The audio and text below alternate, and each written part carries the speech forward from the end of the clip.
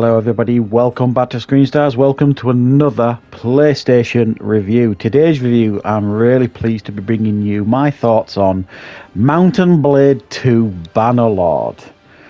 Now, this game, as I mentioned in my gameplay video, this is a game that I've been hotly anticipating ever since it was released on early access on PC a couple of years ago, I believe it was.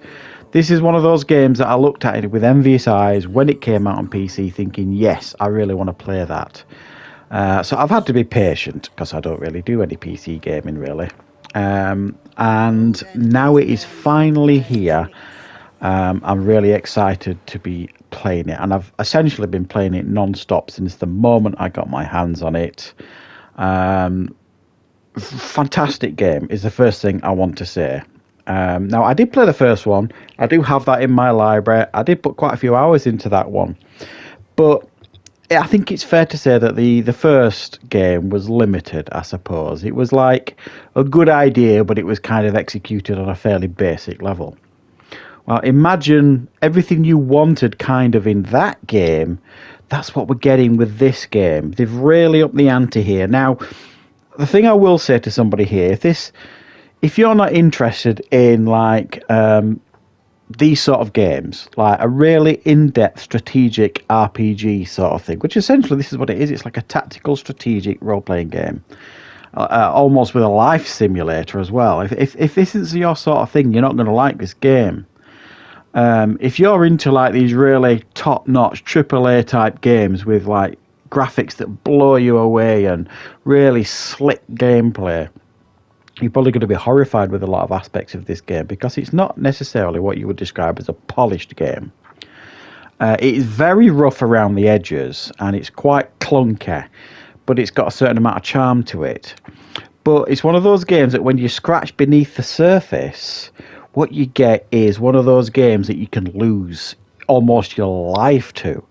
And that's what this game gives you. It really does give you one of those gaming experiences that will essentially swallow up many valuable hours of your life, if that's the sort of thing you're after. So we'll go through some of the basics here in regards to this game. So when you turn on the game, you've got a few options. You've got the campaign mode, which essentially is really all I've been playing is the campaign mode. There is a sandbox mode, which speaks for itself. Sandbox mode, you know what that is. There's a custom battles mode where you can essentially just create your own battles and go for it. And there's a multiplayer mode. So there's a multiple of options there depending on what kind of gamer you are. They've kind of tried to cater for most tastes, I think. So when you start the game, campaign specifically, you are given the option to choose your culture.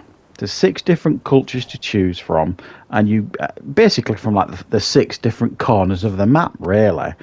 So you get to choose which culture you want to be, and then the next stage is you're able to fully create and customize your character, male, female, and the usual sort of things. You can create whatever kind of character you want. Really quite in-depth customizable options, I'd say. And then now when you've done that and you've created your character, you move on and you choose your background and your family history, right from childhood through to adolescence to young adult into a full-grown adult. It's really clever how they do it. And all of these will determine what kind of character you're going to be. If you choose to come from a humble background and you're like a farmer or your family were farmers, you know, you're not going to be well versed in war and battles and other sort of things. So depending on how you choose your history and your background and what kind of character you are, it'll kind of determine what kind of character you go into the game as, whether you're going to be some kind of like soldier, warrior type, a trader, a leader, a diplomat. And that doesn't kind of funnel you into any kind of avenue in the game. You can still do exactly what you want when the game starts, but it'll kind of give you certain boosts in certain areas of the game at the beginning in regards to what kind of character. Now, me personally, generally speaking in these games, and certainly in this game, I kind of chose to put most of my focus on turning my character into like a warrior type thing, because there's a lot of fighting and battles in this game, and I wanted to give him a bit of an advantage early on in the game. So that's kind of the avenue that I went down there. Once you go into the game, you're given the option to take part in a tutorial, that will let you get used to using all the weapons, get used to fighting on horseback with a number of weapons, and using spears and bows and crossbows and all that kind of stuff.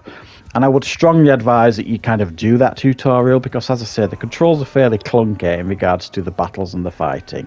It takes a lot of getting used to, and simply put, you're going to be crap at the beginning.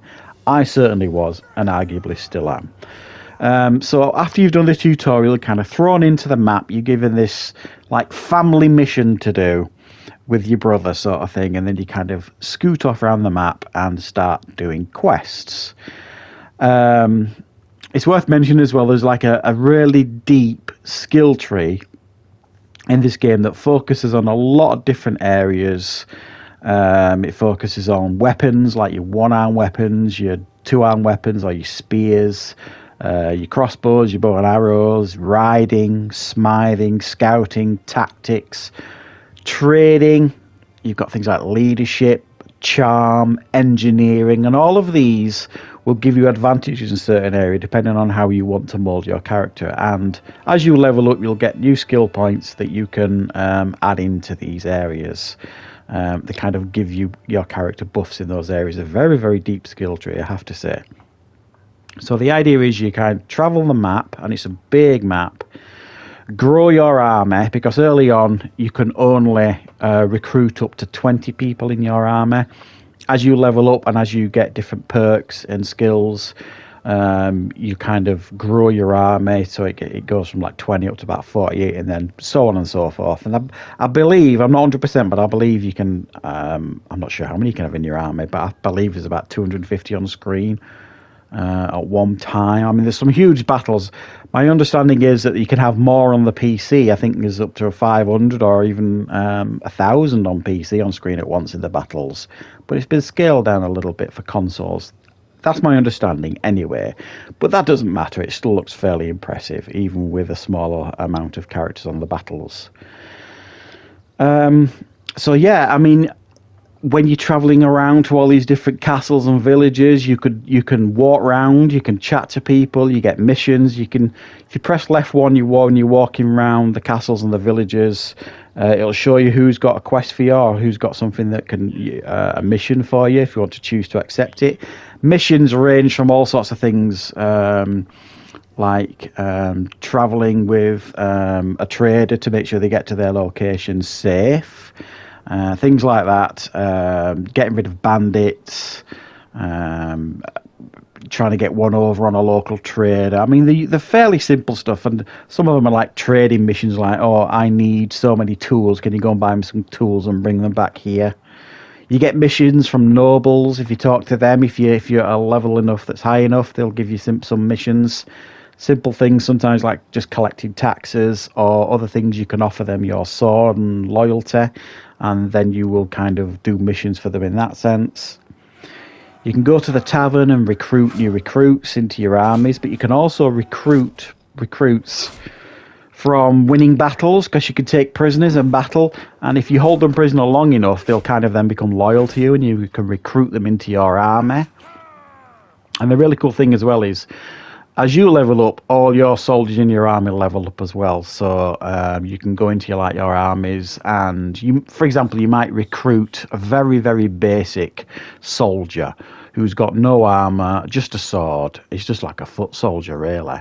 Very unskilled, and they'll level up to the point where you can kind of level them right up to a veteran stage on horseback and all this kind of stuff. So you've got soldiers with spears, you've got archers, you've got a whole array of different recruits that you can recruit into your army, barbarian type things, and then when you go into battle, when you enter a battle, you get to choose essentially what formation you want. So you can put your archers at the back, which makes sense. You can put your horsemen and your spearmen near the front, and then you can kind of go into the battle and see how it unfolds. You can kind of hang around at the back and see your soldiers going at it, or you can get right into the thick of things. It's pretty cool, but like I say, it can get very, very chaotic, but it is certainly very exciting and very enjoyable, I think, the majority of the battles. Same thing as well when you're attacking like bandits' hideouts. You sneak in there in the cover of night and kind of go through the camp and take them out 2 or 3 at a time. And then you're given the option to kind of have a duel with the leader of that bandit camp. And if you lose that duel, then you'll lose the battle. Or you can refuse the duel, and then your soldiers will just basically take out the rest of them, including the leader. You can enter tournaments. I'm not sure if I've mentioned that. That's really cool. There's like 4 or 5 stages to the tournament until it ends up with whoever's left right at the end. It's like a one-on-one battle. And if you get through the tournament, you get some pretty cool rewards, like some decent coin and like maybe a new piece of equipment, which is certainly fairly scarce early in the game. Nice equipment anyway. And when you win battles as well, you will collect a load of different loot that you can sell at the local villages and things like that. You also need to make sure you've got enough food to feed your armies, otherwise they'll desert you. You've got to keep your morale up, so if you lose too many battles on the trot, your men will just do one sort of thing. So you've got to make sure you're keeping the morale up, you're keeping them well fed, and you're winning a lot of the stuff that you're taking part in. So essentially this game is like a make your own adventure type game. You can do what you want basically. You can marry, you can have kids, because you're going to want kids to kind of carry on your family name when you die off later. It's one of those sort of games, so you can charm the ladies in this game if you've got enough renown in the game. That certainly it's going to take a little bit of time. Or if you just want to roam around and attack villagers, you could do all that, make enemies. You could be what you want to be. Do you want to be a heroic character, doing missions and taking out bandits, growing your army, growing your reputation? You can do anything you want in this game, taking part in sieges. It's essentially what you want this game to be. It really is one of those games. It's just completely up to you what you want to do in this game. Is it the best looking game I've ever seen? Absolutely not. But it's certainly a hell of a lot better looking than the first game, which you would hope, obviously. But it's a really deep and fun experience. And it's one of those games that I know I've only really scratched the surface on. And I know it's one of those games that I'm going to put countless more hours into because I am enjoying it. Absolutely enjoying it. And it's one of those games that if you look at and you're thinking, oh, I'm just not sure about this one, then wait for a sale. It is definitely worth picking up if it's a game you're just not sure about. And if you can pick it up and learn how to play it, it's not that difficult to learn how to play. It's a game that you will really, really enjoy. Honestly, guys, I think so far this is my game of the year. It's an absolutely brilliant game, and it blows the socks off any AAA game I've played so far this year. So thanks for watching, guys. I hope you enjoyed this review. I hope you found it useful. I will, of course, be back with more reviews and content on the channel very, very soon.